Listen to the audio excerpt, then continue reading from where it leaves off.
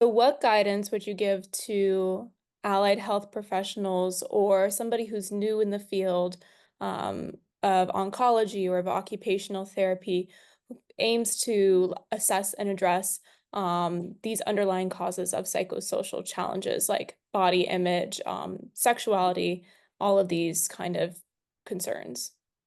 Yeah, I think my advice is to learn something about them, uh, Hmm. to look at some of for instance, the National Coalition of Cancer Networks, NCCN, has survivorship guidelines and stuff, and there are some assessment tools there. So learn some questions that have been that have been validated and are helpful. So Hmm. have those ready, and be non-judgmental and open and ask people.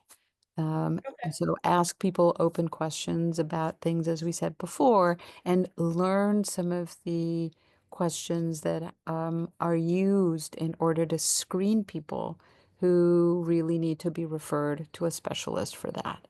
Okay. Okay. Do you find that it's easy to incorporate standardized assessments in this area? I think it helps. I think Yeah. having some standardized questions really helps, just like having scripts for certain communication tasks is Mhm. helpful because then things flow. Yeah. And so if you say, for instance, if you have a question about emotional distress ready, or a question about, anxiety ready, or a question about sexual health ready, like, are you having any problems, with intimacy or sexual health? Just something even Yeah. open that opens the question and whatever. And then again, I think one of the things that has often inhibited some health professionals from asking questions is feeling that if they don't know how to fix a problem, they'd rather not talk about it. And that's just not helpful for cancer survivors. I Yeah. think opening the conversation, helping people feel that it's safe to Mhm. say that they're worried is good.